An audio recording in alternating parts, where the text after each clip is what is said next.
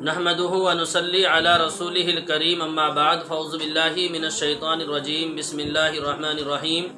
معزز حاضرین و سامعین السلام علیکم ورحمۃ اللہ وبرکاتہ۔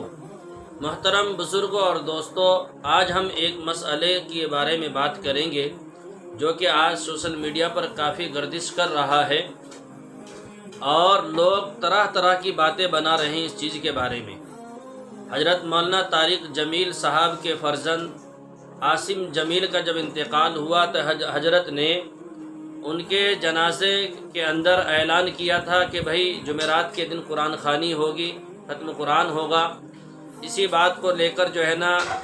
لوگوں کو ایک بہانہ مل گیا ہے سوشل میڈیا پر جو ہے نا اچھلنے کودنے کا، ایک دوسرے کی عیب جوئی کرنے کا اور حضرت کے بارے میں جو ہے نا کیچڑ اچھالنے کا بہت سارا لوگوں کو موقع ملا، اور لوگ جو ہے نہ جانے پتہ نہیں کیا کیا باتیں بنا رہے ہیں۔ یعنی جھوٹا شان بڑھانے کے لیے، ویوز بڑھانے کے لیے، لائک لینے کے لیے لوگ جو ہے حضرت کو پتہ نہیں کیا کیا بک رہے ہیں، کیا کیا کہہ رہے ہیں۔ میرے بزرگوں، ایک بات یاد رکھنا، قرآن خوانی دو طرح کی ہوتی ہے۔ ایک قرآن خوانی جو ہے نا خیر و برکت کے لیے گھر میں کی جاتی ہے، آفس میں، دکان میں، کاروبار کی برکت کے لیے، تاکہ کاروبار نہیں چل رہا کسی کا، اس نے قرآن خوانی کرائی ہے چند لوگوں کو جمع کر کے یا مدرسے کے طلبہ کو بلا کر، تو قرآن خوانی کی ہے، قرآن پڑھوایا ہے، اس کی دعا کرائی ہے۔ اس کا مطلب یہ ہے کہ اس کے قرآن کے ذریعے اللہ میرے گھر میں، میرے کاروبار میں، میری دکان میں، میری آفس میں برکت دے، میرا کاروبار ترقی پائے۔ میرے بزرگوں، یاد رکھنا یہ تو جائز ہے، کیونکہ اس کو یہ قرآن خوانی دم رقیہ میں آئے گی، رقیہ کے اندر آ جائے گی، اور رقیہ جو ہوتا ہے یہ ایک علاج ہے، اور اس کے لیے کسی ثبوت کی، کسی پروف کی ضرورت نہیں پڑتی ہے۔ ہاں، جہاں عبادت کا مسئلہ آتا ہے، عبادت کے لیے ثبوت کی ضرورت پڑتی ہے، پروف کی ضرورت پڑتی ہے، کسی دلیل کی ضرورت پڑتی ہے۔ تو میرے پیارو، ہمیشہ یاد رکھنا، میں اکثر جو ویڈیو اپلوڈ کرتا ہوں ذکر و اذکار کے بارے میں، دوائی کے بارے میں، تو بہت سے لوگ بولتے ہیں کہ مولانا کیا یہ صحیح ہے؟ یہ میرے بزرگوں یاد رکھنا، ایک رقیہ کے طور پر آپ کو بتایا جاتا ہے، اور جو ہے ذکر و اذکار اس لیے بتایا جاتا ہے تاکہ ہم اللہ کی ذکر کر کے، اللہ کی بڑائی کر کے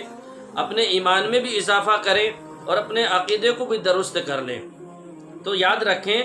کہ ذکر و اذکار قرآن خوانی کے طور پر اگر کوئی کرتا ہے کہ میرے گھر میں، کاروبار میں خیر و برکت ہو جائے، تو میرے بزرگوں یہ جائز ہے، کوئی مسئلہ نہیں ہے۔ لیکن اسی کے ساتھ ساتھ میرے بزرگوں، ایک قرآن خوانی وہ ہوتی ہے جو میت کے مرنے کے بعد کی جاتی ہے۔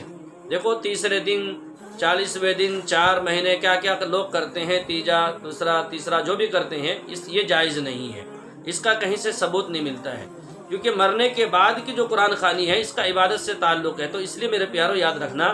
کہ مرنے کے بعد جو قرآن خوانی کی جاتی ہے میت کی ایصال ثواب کے لیے، وہ جائز نہیں ہے، اس لیے کہ اس کا ثبوت کہیں سے نہیں ملتا ہے۔ نہ تو جو ہے میرے بزرگوں خلفائے راشدین کے طریقے میں ملتا ہے کہ بھائی ابو بکر کے مرنے پر قرآن خوانی کی گئی ہو، عمر کے مرنے پر، اسی طریقے عثمان یا کسی صحابی کے گزرنے پر، یہاں تک کہ اللہ کے نبی صلی اللہ علیہ وسلم کے انتقال پر جو ہے نا قرآن خوانی کی گئی ہو، ایسا کہیں سے ثبوت نہیں ملتا ہے، اور یہ جائز بھی نہیں ہے، یہ جائز نہیں ہے۔ تو میرے بزرگوں، ہم ایک بات یاد رکھیں کہ اگر ہمیں دو باتیں ہیں، ایک تو یہ ہے کہ ہم مرنے والے کی جو ہے نا برائی بیان نہ کریں۔ آج لوگ جو ہیں عاصم جمیل کے بارے میں طرح طرح کی باتیں کہہ رہے ہیں۔ یاد رکھو، حضرت مولانا طارق جمیل صاحب کے وہ فرزند تھے، آپ اپنے بیٹے کو اچھی طریقے سے جانتے، آپ اس کی عادت سے واقف تھے، ہر نقل و حرکت سے آپ واقف تھے، ہر طور طریقہ آپ جانتے تھے۔ تو میرے بزرگوں، ایک بات یاد رکھنا کہ ہم مرنے والے کی برائی بیان نہ کریں، لیکن آج ہم دیکھ رہے ہیں لوگوں کو ایک بہانہ مل گیا ہے سوشل میڈیا پر جو ہے نا گردش کرنے کا، اسی چیز میں لگے ہوئے ہیں۔ اور بھی بہت ساری چیزیں پڑی ہیں جنہیں ہم نظر انداز کیے ہوئے ہیں۔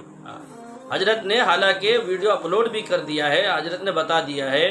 حضرت نے جو بھی کہا ہے اس کا سارا جو ہے نا آپ نے جو ہے نا لوگوں کے سامنے پیش کیا ہے، بتا دیا ہے کیا مسئلہ تھا، کیا نہیں تھا۔ وہ کہہ رہے ہیں کہ مجھے خود ہی پتہ نہیں میں کس حال میں ہوں، کہاں ہوں، جس کا بیٹا جوان چلا گیا ہے، لوگ جو ہے طرح طرح کی باتیں کہہ رہے ہیں اور میرے کو یعنی کہ تکلیف دے رہے ہیں۔ خدا کے لیے مجھے تکلیف نہ دے، میرے بیٹے کے بارے میں برا بھلا نہ کہے۔ تو میرے بزرگوں، ہم یاد رکھیں جنت اور جہنم کا فیصلہ اللہ کرنے والا ہے۔ میں سمجھتا ہوں کہ جو ہے نا مجھے اور زیادہ کچھ بولنے کی ضرورت نہیں ہے، آپ ماشاءاللہ بارہا دیکھ رہے ہیں، لوگوں کی باتیں سن رہے ہیں۔ میرے بزرگوں بس دعا کرے اللہ تبارک و تعالی ہم سب کو اچھی باتوں پر عمل کی توفیق عطا فرمائے اور بری تمام باتوں سے مولا ہم سب کی حفاظت فرمائے۔ السلام علیکم ورحمۃ اللہ وبرکاتہ۔